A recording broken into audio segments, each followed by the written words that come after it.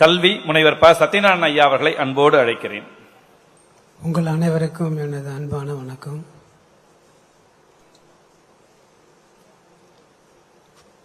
திரு பாரிவேந்தர் ஐயா அவர்களே, நான் வீட்டில் இந்த மாதிரி பேசினா நல்லா இருக்காதுல்ல. ஸோ அதனால் எங்கள் அண்ணன் ரவி, அக்கால் கீதா,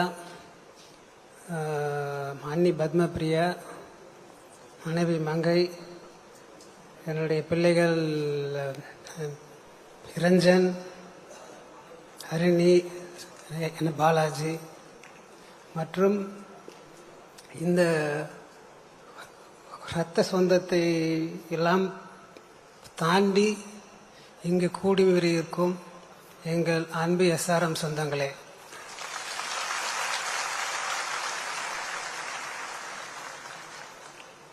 அது உண்மைன்னா ஒரு ஃபேமிலியில் ஒரு பெரியவங்க இருக்காங்கன்னா அவங்களுக்கு பர்த்டேன்னா அவங்க வீட்டில் கொண்டாடலாம், அவங்களுடைய பசங்க கொண்டாடலாம். ஆனால் அவங்க வந்து கம்பெனி வச்சுருந்தாங்கன்னா கம்பெனி கொண்டாடலாம், இல்லை வேறு ஏதாவது இன்ஸ்டிடியூஷன் செஞ்சால் அவங்க இருக்கிறவங்கெல்லாம் அது கொண்டாடலாம். ஆனால் நான் பார்க்கறது என்னென்னா, இது வந்து ஒரு ஜஸ்ட் ஒரு கொண்டாட்டமாக தெரியல.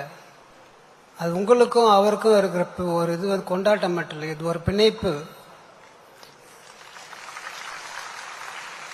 ஏன்னா இன்னைக்கு வந்து அவருடைய பர்த்டே 24ஆம் தேதி. ஆனால் கடந்த ஒரு வாரமாகவே ஒரு கொண்டாட்டமாகவே இந்த கேம்பஸ் இருக்கிற மாதிரி ஒரு ஃபீலிங் இருக்கு. ஸோ அந்தளவு உங்களுக்கு வந்து அவர் மேலே பற்று, மரியாதை, அன்பு இதெல்லாம் இருக்கும்போது பார்க்கும்போது அவர் உங்களுக்கு என்ன செய்யறாரோ அதை விட நீங்கள் அதிகமாக அவருக்கு அன்பை திருப்பி கொடுத்துக்கின்றீர்கள் என்றுதான் நான் நம்புகிறேன்.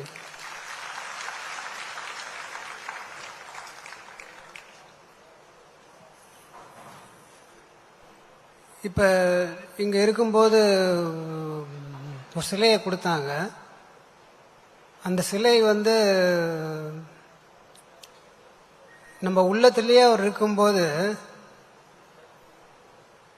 அப்படிப்பட்ட ஒரு சிலை நமக்கு தேவையா அப்படின்னு தோணும். நான் ஸ்கூலில் படிக்கும்போது அணக்கோவில் கட்டிய மாணிக்க வாசகர் அப்படின்னு ஒரு லெசன், அது இப்போதான் ஞாபகம் வருது. அதில் என்னென்னா, ஒரு இடத்துல ஒரு மன்னர் பெரிய கோவில் கட்டுவாராம். அந்த கோவில் கட்டுறதுக்கு சாமி வரணும்னு வெயிட் பண்ணி பார்ப்பாராம், அங்கே வரமாட்டாராம். ஆனால் இன்னொரு இடத்துல என்ன பண்ணுவாராம், ஒரு சாதாரண ஆயில், அவர்கிட்ட பணம் இருக்காது, அவர் கோவிலை வந்து உள்ளத்திலேயே கட்டுவாராம். அந்த உள்ளத்திலேயே அப்படி கட்டி முடிச்சுட்டு அந்த கோவிலை ஃபினிஷ் பண்ணுவாராம். அந்த இடத்துக்கு வந்து இறைவன் வந்து அருள் பண்ணுவார். இது நான் ஸ்கூலில் படிச்சது, இப்போ உதவுது. இது நான் எதுக்கு சொல்றேன்னா, அப்படி அவருடைய உள்ளம் ஒரு கோயில் போல, ஒரு தெய்வம் போல நம்மிடையே பதிந்திருக்கும் போது இந்த உருவச்சிலை என்பது தேவையற்றது என்று நான் கருதுகிறேன்.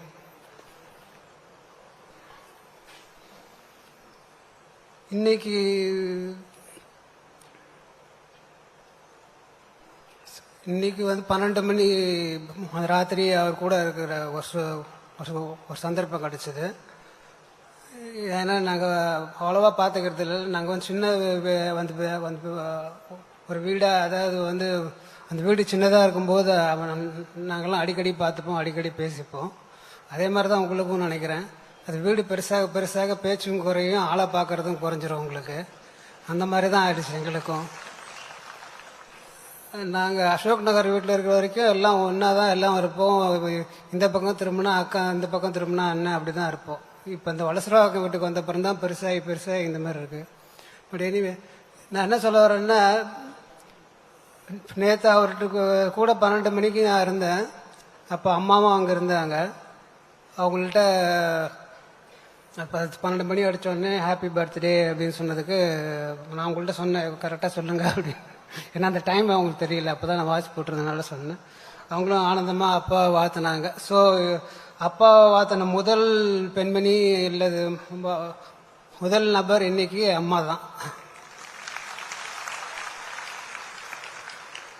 அதன் கூட எனக்கு ஒரு சின்ன பாக்கியம் என்னன்னா, நான் முதல் பிளெஸிங்ஸ் வாங்கிட்டேன். ஸோ இது ரெண்டு இது இந்த மாதிரி அவர் வந்து ஒரு ஃபங்க்ஷன் நடத்துகிறாரு அப்படின்னா, இது வந்து அவருடைய வாழ்க்கையை அவர் திரும்பி பார்க்கறதுக்கு மட்டும் இல்லை உங்களோட செலவழிக்கிறதுக்கு மட்டும் இல்லை, அதோட ரொம்ப முக்கியமான விஷயம் என்னென்னா, தன்னுடைய பேர பிள்ளைகளோட அவர் வந்து கொஞ்சம் டைம் ஸ்பெண்ட் பண்ணணும்னு நினைக்கிறாரு. அவங்க தன்னை பற்றி என்ன நினைக்கிறாங்க, எப்படி பேசுகிறாங்க, எப்படி தன்னுடைய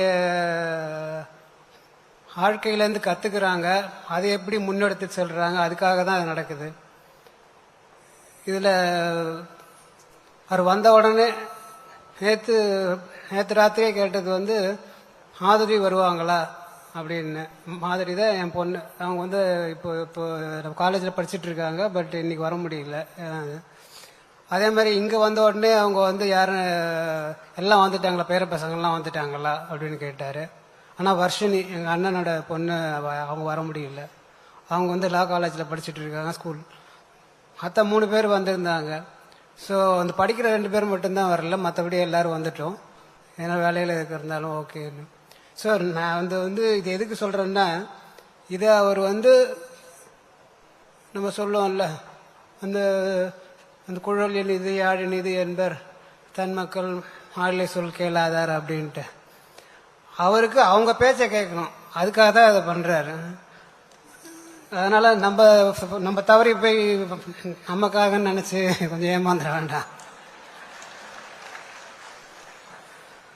இதில் நேற்று வந்து பாலாஜி என்னை பார்க்க வந்தாப்புல.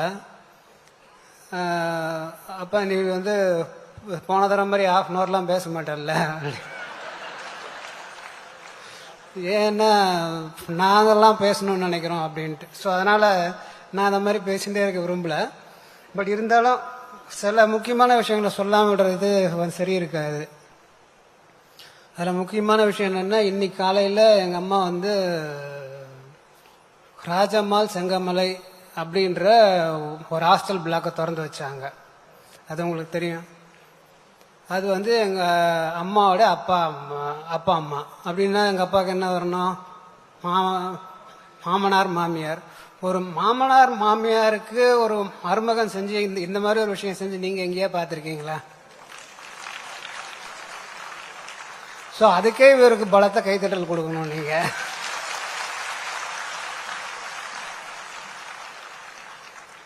சார் நம்மளாம் மாமனார் மாமியார் வீட்டுக்கு போகிறதே அந்தளவு அதிகமாக இருக்கிறது இல்லை. ஸோ அது ஒரு பக்கம். இதில் என்னென்னா, அவர் ஏன் அந்த மாதிரி செஞ்சாருன்றதுக்கு உண்டான விஷயங்களை நீங்கள் தெரிஞ்சுட்டாதான் அதனுடைய அர்த்தம் புரியும். அதுக்காக தான் அதை சொல்ல வந்தேன். இன்னைக்கு நான் வெளியில் வரும்போது எங்கள் அம்மா கேட்டேன், எப்படி இன்னைக்கு காலைல திறந்து வச்சிங்களே சந்தோஷமான. அவங்க சொன்னாங்க, இன்னைக்கு தான் என் வாழ்நாளில் ரொம்ப சந்தோஷமாக இருக்கேன். ஏன் அப்படின்னு கேட்டேன். அவங்க சொன்னாங்க, இத்தனை நாள் அவங்க அப்பா அம்மா பேரையும் இதை வச்சுட்டு இருந்தாரு, இன்னைக்கு எங்கள் அப்பா அம்மா பேரை வச்சுட்டாரு. ஸோ எனக்கு வந்து நான் ஒரு ஆண் பிள்ளை மாதிரி, ஆனால் ஸோ அது என்னால் செய்ய முடியலனாலும் என்னுடைய கணவர் அதை செஞ்சுட்டதுனால எனக்கு ரொம்ப சந்தோஷமாக இருக்கு அப்படின்னாங்க.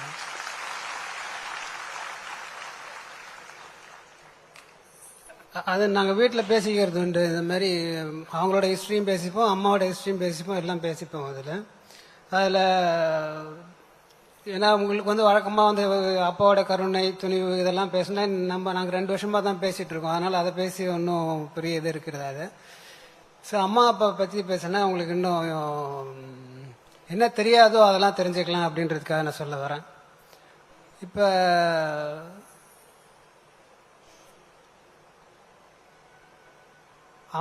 அப்பாவுடைய அண்ணன் தங்கை தான் அவங்களோட மாமியார். ஸோ அத்தை பண்ண கல்யாணம் பண்ணிட்டார், சிம்பிளாக சொல்லணும்னா.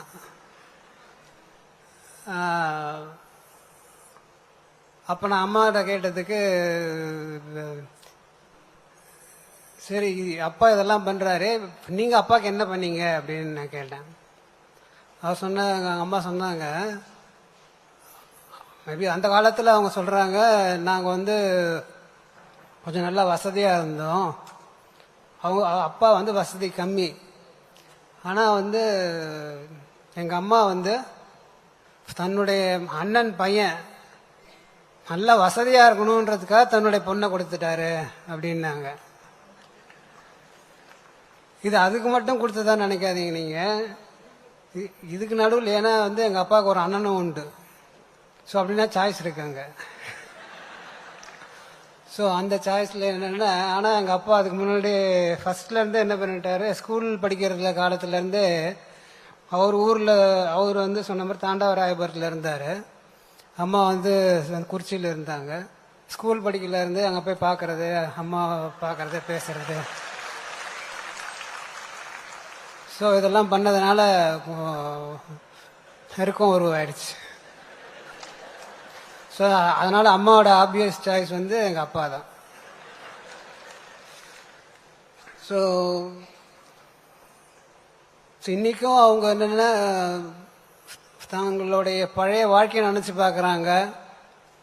அம்மாவாக இருக்கட்டும், அப்பாவாக இருக்கட்டும், தாங்க எப்படி சின்ன குழந்தைகளா அந்த ஊரில் சுற்றி விளையாண்டோம், தாங்க எப்படி ஒன்றா கல்யாணம் ஆகிறதுக்கு முன்னாடியும் பின்னாடியும் எப்படிலாம் இருந்தோம், அப்புறம் இந்த சென்னைக்கு வந்தது எப்படி, இந்த சென்னையில் வந்து ஒரே அறையில் இருந்து எப்படி குடும்பம் நடத்தினது, அதை தாண்டி ஒரு அறைக்கு முன்னையே ஒரு சின்ன ஒரு டியூஷன் சென்டர் போட்டு அதன் வழியாக பணம் ஈட்ட ஆரம்பித்தது எப்படி, அதுக்கப்புறம் நிறைய சொல்லுவாங்க அடிக்கடி.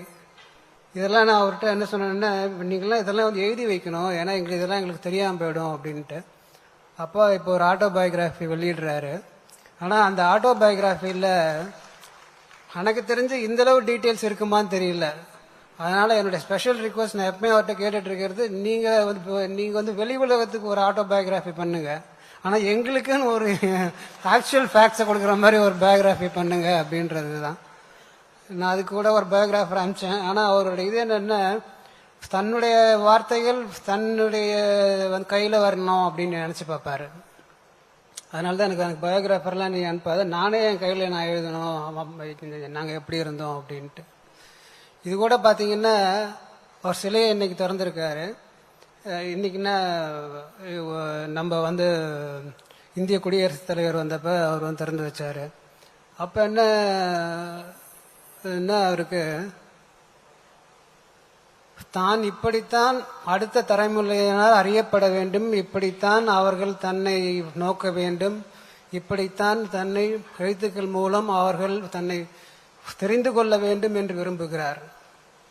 அது ரொம்ப இதாக இருக்கு. அதை இப்படி தான் இருக்கணும் அப்படின்ட்டு அதில் எங்கேயும் வந்து எங்கேயும் பிசிறு வந்துடக்கூடாது அப்படின்னு பார்த்துக்கிற சொல்கிறாரு. நான் அவரிடம் ஒன்றை கூறிக்கொள்ள விரும்புகிறேன். இதெல்லாம் ரைட்டு, இதெல்லாம் அனைத்தும் நல்லது தான். ஆனால் உங்களுடைய வரலாற்றை கூறுபவர்கள் உங்கள் பேரன் பேத்திகளாக இருப்பார்கள். அவர்கள் இதை விட நல்லா பெட்டராக உங்களை வந்து உங்களுடைய புகழை எடுத்து செல்வார்கள் என்று நான் உங்களுக்கு உறுதியளிக்கிறேன்.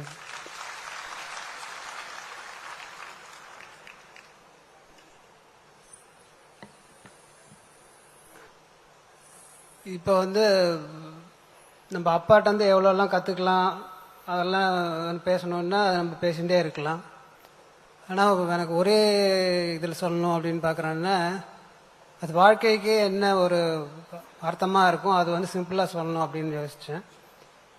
நம்மளை புத்தர் வந்து அவர் கூட ஆனந்தன் ஒரு சீடர் இருந்தார். அவர் ஆனந்தன் வேறு யாரும் இல்லை, அவருடைய கசின் தான். அவர் எப்போ புத்தரை வந்து தவம் பண்ண ஆரம்பித்தாரோ அப்போலேருந்து அவரும் கூட போயிட்டார். ஸோ இந்த ஆனந்தன் வந்து ஒரு கட்டத்தில் அவர்கிட்ட கேட்குறாரு, சரி நீங்கள் வந்து கடைசியாக எனக்கு ஒரு உபதேசம் சொல்லணும்னா என்ன சொல்ல வைங்க அப்படின்ட்டு. அவர் சொல்கிறாரு, அட்ட சரணா அனன்ன சரணா. இது லாங்குவேஜ் வந்து பாலி லாங்குவேஜ். என்னன்னா, நீயே உன் புகலிடம், நீயே உன் சரணாகதி, அதை வேறு எங்கும் தேடாதே. அப்ப வந்து நீ உன்னை நம்பு, உனக்குள் ஒரு ஒளி இருக்கிறது, அந்த ஒளி உன்னை வழிநடத்தும், அதை நம்பியே நீ செல் என்றுதான் அவர் சொல்லுகிறார். அதை கூறித்தான் எங்கள் தந்தையார் எங்களை வளர்த்தார். அதை நம்பித்தான் அவருடைய பயணம் இதுவரை அமைந்திருக்கிறது. அவருக்கு நீங்க சொன்னீங்கன்னா யாரும் ரோல் மாடல்லாம் கிடையாது. அவருக்குள்ள ஒரு ஒளி இருக்கும், அவருக்குள்ள ஒரு ஃபீலிங்ஸ் இருக்கும், இப்படி தான் என் வாழ்க்கை, இப்படி தான் நான் பண்ணுவேன் அப்படின்ட்டு. அதே ஃப்ரீடம் எங்களுக்கு கொடுத்தாரு, அதே ஃப்ரீடம் உங்களுக்கும் கொடுத்துருக்காரு. நீங்கள் அதே ஃப்ரீடம் ஸ்டூடெண்ட்ஸும் கொடுக்குறீங்க. அதனால தான் இந்த எஸ்ஆர்எம் எங்கள் ஃபேமிலி மட்டும் இல்லை, எஸ்ஆர்எம் ஃபேமிலி ஸ்டூடெண்ட்ஸும் பார்த்தீங்கன்னா ரொம்ப நல்லா இருக்கிறதுக்கு காரணமே இந்த ஃப்ரீடம் அண்ட் ரெஸ்பான்சிபிலிட்டி. ஸோ அந்த ஊரில் சொல்லுவாங்கள்ல, அது கட்டுச்சோடு எத்தனை நாளுக்கு உதவும் அப்படின்ட்டு. அந்த மாதிரி யாராவது ஒருத்தர் சொல்லி கொடுத்து நமக்குள்ளே வரதில்லை. அந்த இது நாமளே நம்மளை தெரிஞ்சுட்டாதான் நம்ம வாழ்க்கையில் முன்னேற முடியும். அதுக்கு தான் புத்தர் இந்த ஒரு சின்ன விஷயத்த சொன்னார். அதை தான் இங்கிலீஷை you are the lamb and யுவர் செல்ஃப்னு மாற்றிட்டாங்க. சரி, நான் அப்போ லேட்டு இதுக்கு மேலே பேசினா பாலாஜிக்கு வச்சுப்பாரு. Okay, thank you very much.